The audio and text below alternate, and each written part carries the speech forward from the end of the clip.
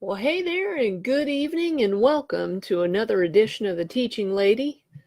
Hey, it's been a couple of weeks. I kind of took a small vacation, but now we are getting back on track and picking up with the book of Joel.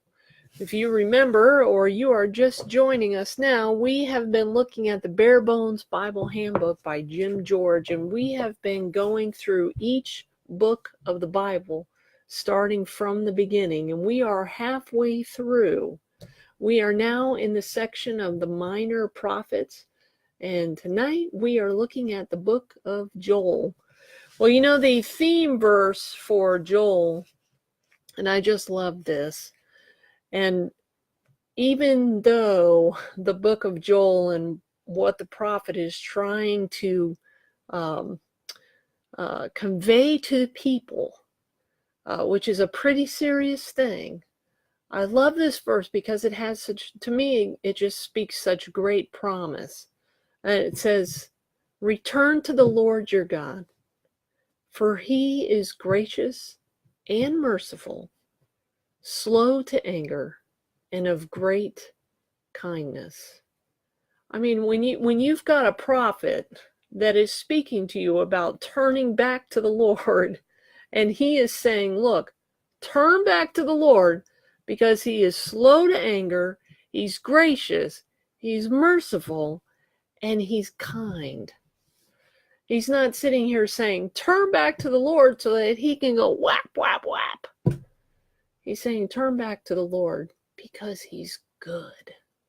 Right? We might find ourselves having strayed from the Lord. It's not too late to turn back, as the prophet Joel reminds us.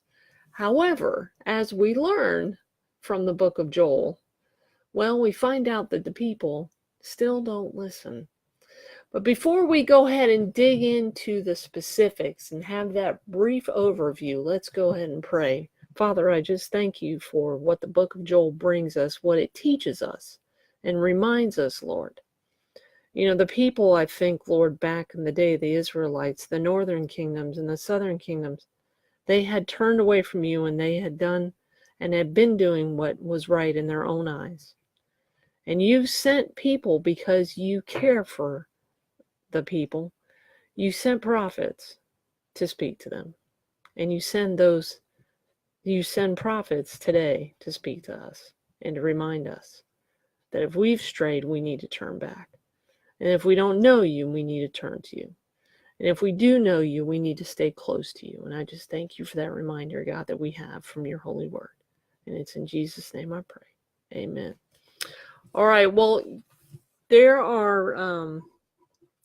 a specific event in Joel that's recorded. It's the invasion of locusts. Now, you know, right away, anytime you're talking about an invasion of any kind of little creature thing, locusts are just as disgusting as frogs. I'm just going to tell you that right now. When I grew up down in the Miami area, down Palm Beach County area, and so on, we had grasshoppers, green, yellow, orange things, and I think they were black and orange ones too. They were disgusting.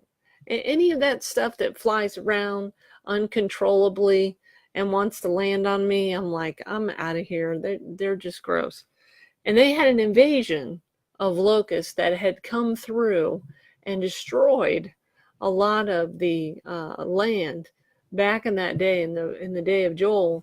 And Joel was saying, you know, essentially, there's one that's going to be coming that's bigger. There's a bigger army of locusts coming. If y'all don't turn and repent and turn back to the Lord. And each chapter kind of goes through a specific event. Now, Joel is a very short book. It's only 3 chapters. So if you sat down to read it, you should be able to read it pretty quickly. Although I would just caution you to kind of take your time and read the details and try to understand them. But Joel lived and ministered in Judah about the same time as Elisha and Jonah that ministered in the northern kingdom of Israel. And he predicts that the land will be invaded by a dreadful army that will make a recent locust invasion seem mild by comparison. That kind of give you an idea of how serious this could be.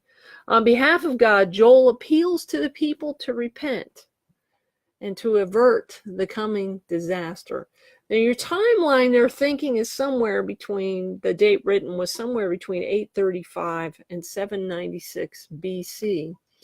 Now, as we know from reading back in history, we know that the Assyrians invaded the northern kingdom in 722 BC. So what Joel is laying out, what these guys are prophesying is going to happen, happens, because we read about that happening, those invasion of the army in 722 BC, and then later in 586 BC, when Nebuchadnezzar and the Babylonians come in and they finish off the southern kingdom, okay, and they cart the people away. So it's not like the people have not been warned. They've been warned. God sent prophets to warn them, to tell them that this is coming if you don't turn back to me. And as I mentioned earlier, people just wanted to do what was right in their own eyes. Now, looking at the skeleton of the book of Joel, we look at chapter 1, and it's talking about the plague of locusts.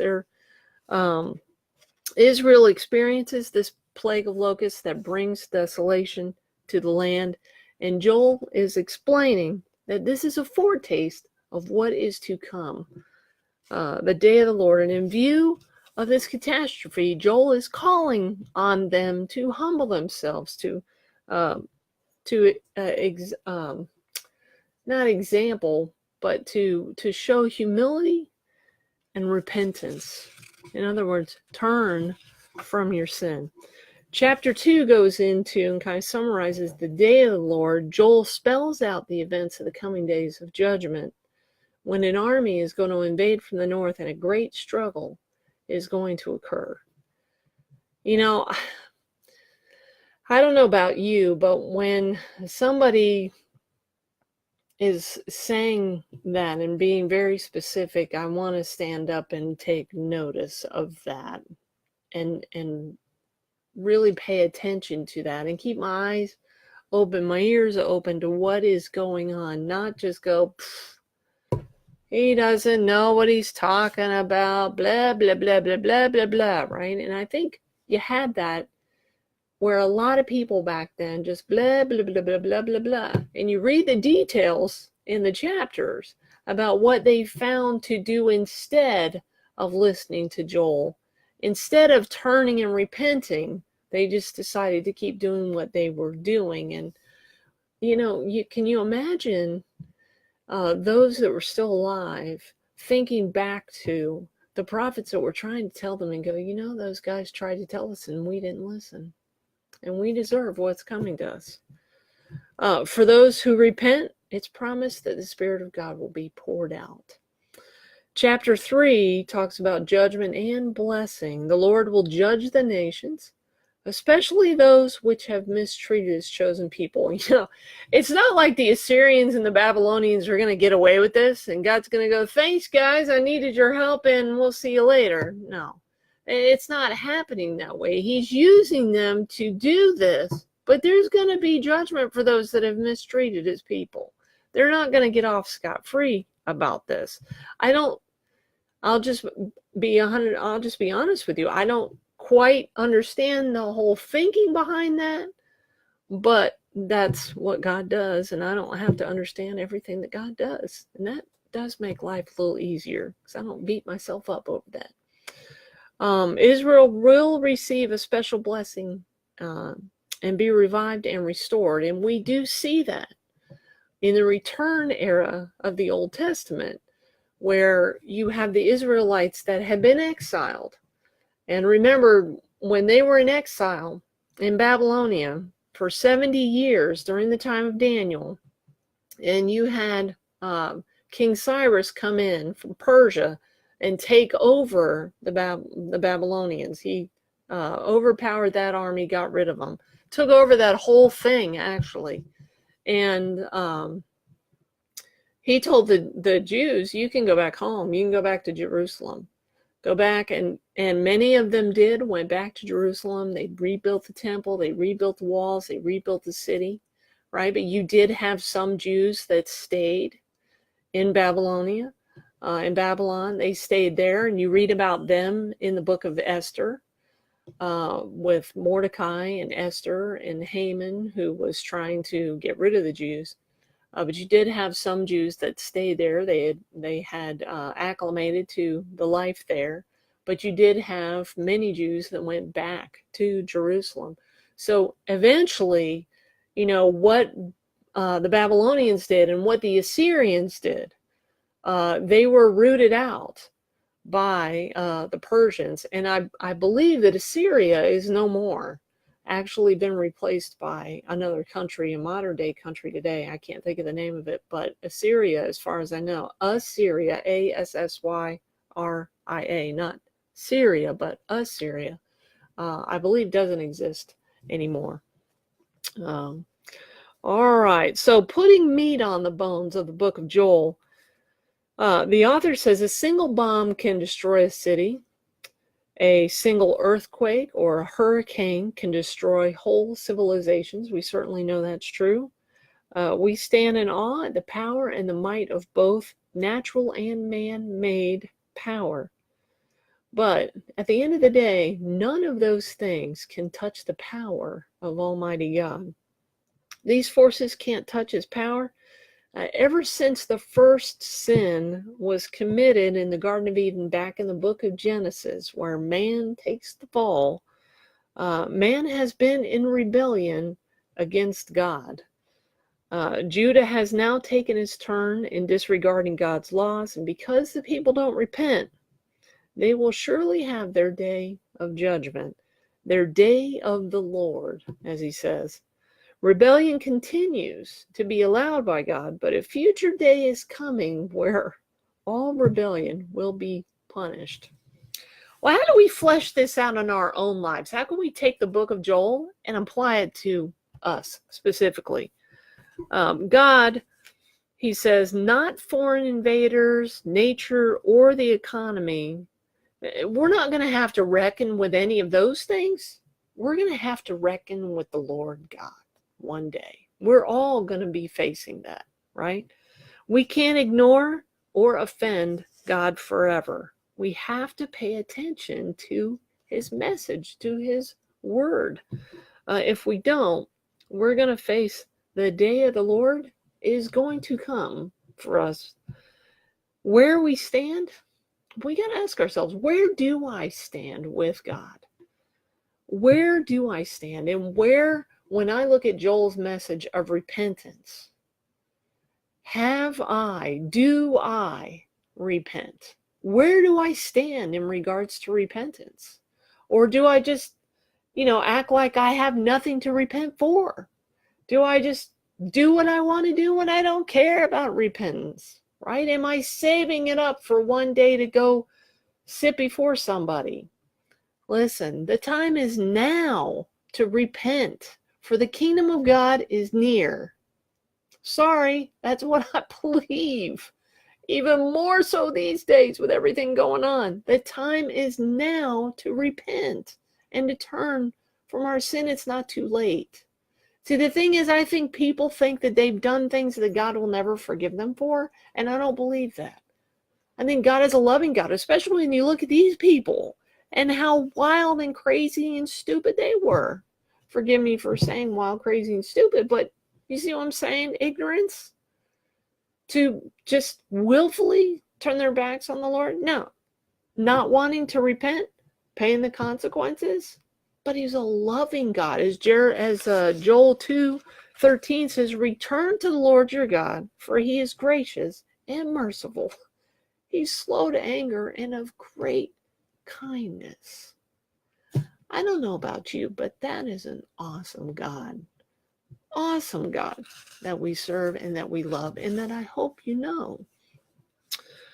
And then the author finishes up with that, fleshing it out in your life. Says, God's greatest desire is for you to come to him. He just wants you to come to him. And, my question be, what are you waiting for? What are you waiting for? I've had an opportunity to talk to a couple of people in the past month that they're not sure where they stand. They're not sure they believe. And I'm like, what are you waiting for? When you look at me, do you think I'm crazy? And they go, well, no. Then what are you waiting for? You're wasting time. Come on. Life lessons from Joel.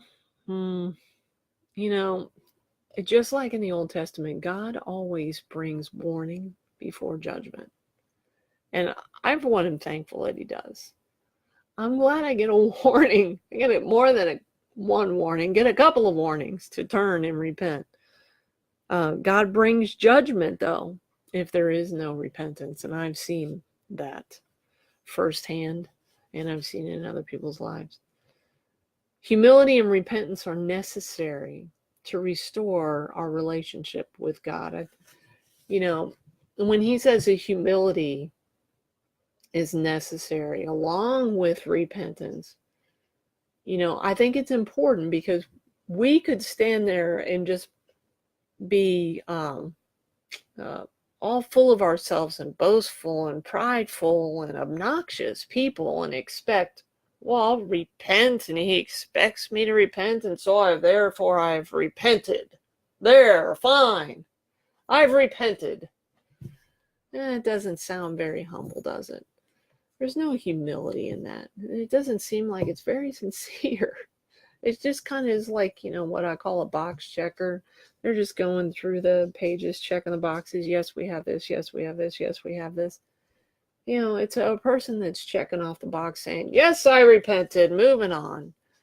Well, no, there's got to be some humility. There's got to be, I think, not brokenness so much, maybe brokenness is the right word, but you know what I'm saying? It's got to be sincere, genuine, heartfelt, not boastful and braggadocious. Wow, that was a big word. For me, that was pretty good. And lastly, he says that sin brings God's day of reckoning. And we see that in the Israelites. All those years, I was thinking of the prophet Jeremiah. I think he prophesied for like 40 years to the people to turn and repent. It's how patient God is with us. So patient, he doesn't want any to perish, waiting, wants every last one to come to him so that nobody perishes. Just an awesome God. Just as a footnote here, it says the day of the Lord is mentioned 19 times in the Old Testament, 5 times alone just in the book of Joel, and 4 times in the New Testament. Well, I think it's safe to say that when you sum up the book of Joel, a very short book in the Old Testament, you're talking about how merciful and kind God is, slow to anger, and we're getting down to the nitty-gritty of it is time to turn and repent, people. It's time to turn and repent. That was his message to the Israelites. And if the timeline, and they're not exactly sure if the 835 to 796 holds true, and you only got 796 to 722, 70 some, if I did my math right, short years. Seems like a lot, but it's really not, to turn and repent and turn back to the Lord. And obviously the people don't do that, and that's a sad situation. Don't be like them.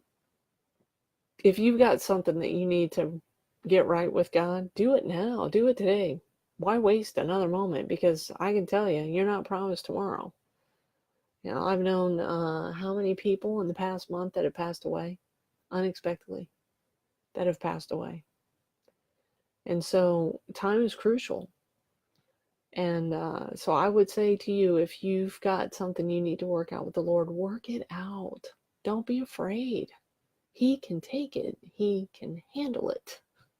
And get that burden off your back and be freed from it. Break the chains that bind you so that you can live a victorious life.